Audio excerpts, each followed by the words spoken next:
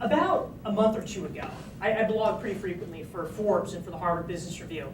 And about a month or two ago, I wrote this piece, which was called Discover Your Personal Narrative. And what sparked this, actually, was there's a guy that reached out to me earlier this spring. He is a senior partner at a major consulting firm. He was coming up on his 50th birthday, and he said, Dorie, I'm having this like milestone birthday, and so it's a little bit of a stereotype, but I'm starting to think about my legacy. What do I want to do? How do I want to be known? And he said, I've done so much day-to-day consulting work. What I'd really like to do is start writing and start teaching, and kind of have a message that I get out there. But he said, I'm having one problem. And that's that I don't know what I want my message to be. And that is not, certainly in his case, because he didn't have things to say.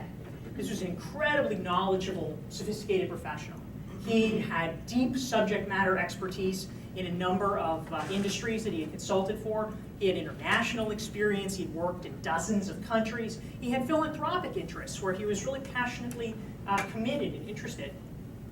He could have done any of those things, but there was almost too much. He wasn't sure where to begin. And so, he said, can you help? And I said, yes, probably I can help. But before we even go any further, before we talk, here's what I would like you to do. And I will suggest this to you guys as well, if it is of interest. What I recommended to him was that he take a morning. Take a Saturday morning, go to a coffee shop, and start to think about, to write down your war stories. And what I mean by that, for any professional, you have experiences, you have stories about your professional life that you maybe repeat a lot.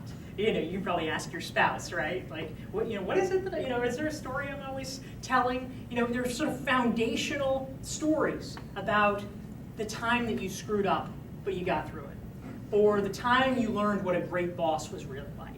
Or the time you learned what leadership really meant.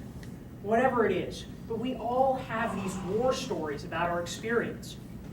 That is how you begin to decide what your narrative really is.